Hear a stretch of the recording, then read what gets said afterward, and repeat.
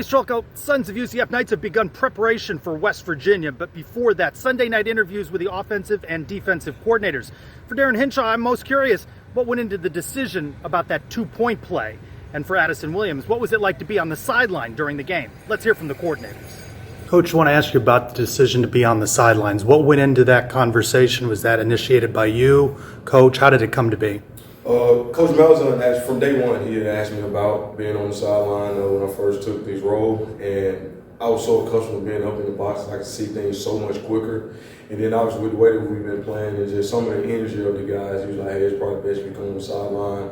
You can look the guys in the eyes. They can feed off your energy. Obviously, some of the different adjustments that needs to be made can definitely be made coming from my mouth, instead of one of the assistants." And it worked out pretty well for the most part. Obviously, we would love to have gotten that victory, but I think the guys, the energy level on the sideline, and just the being able to make some of those adjustments worked really well for us. How did you see the guys feeding off of you, and what's the logistics? Who's up in the box now assisting you? So me and Coach Gibbs, or David Gibbs, switched. He went upstairs, and I'm downstairs now. And so it was kind of a DB for DB switch, so he can help me. I use his eyes to help me with different formations or different breakdowns that may be, and then obviously now I'm making the adjustments with the defensive backs on the sideline, but not only being able to look at those guys in line, but also the linebackers and the defensive line. And it was a very good vibe. It was something a little different for me, but it was a really good vibe. The guys, I've got great feedback from it, and so definitely looking forward to being down the rest of the season. I was going to say, you're going to continue then to do I'll that. be down the rest of the season.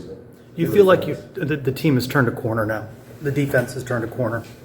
I do feel like that with what we've been through, it would have been easy to just pull apart, but I think the guys have really, I know that the guys have come together, and just listening to them in the locker room yesterday, listening to them on the bus, once we got back off the plane here, and just hearing them in the meeting rooms, they're obviously hurt, but they know that we have 5 games left, starting with West Virginia, and we can really get this thing turned around. Let's go to the two-point conversion. What went into your thought process in that play call, and how did it unfold? Well, we practice a lot of two-point plays all through camp, and again, it's a situation where that was one that worked for us quite a bit. Xavier's done a great job as far as catching the ball and being able to throw it quickly and give an opportunity ball to Javon. We worked it and scored against our defense several times on it. And, we felt like it was the play to run against them. We felt like they would suck up, and Javon was slipping in the back, and he was open, and X just did not throw the ball, and he's got to throw the ball. And in that situation, you train your quarterback's two-point conversion, you got to throw the football, but again, X froze in that situation. Obviously, as a play caller, you'd like to, I'd love to have that back and call another play, but at the end of the day, that was the play that we went with, and we felt good about it going into it. One of the chief criticisms of that play, though, is you're taking the ball out of the hands of your quarterback. There's no doubt. And guys, there's two-point plays run all over the country, and you practice all these different plays, and some of them work and some of them don't. And some of them, there's trickery involved, and some of them there's not. And the bottom line is that we felt like that would be a good one to run that we practiced over and over and over,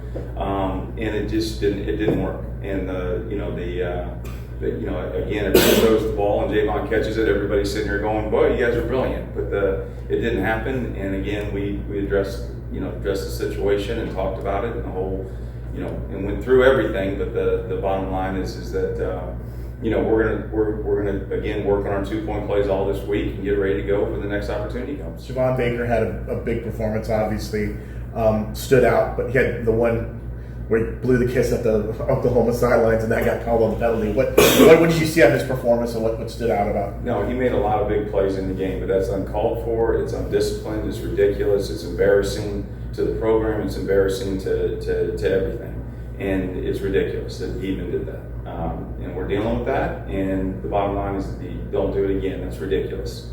It should have been a penalty in the whole deal, and then he gets a penalty in the end zone that costs our team 3 points. By the way, we lost by 2. So, it's ridiculous. It's selfish, and it's embarrassing. It's ridiculous. Both coordinators encouraged by what they saw even in a loss at Oklahoma. Now they want to see if they can build upon that when they welcome West Virginia for homecoming at the Bounce House. For the Sons of UCF, I'm Trace Trulko.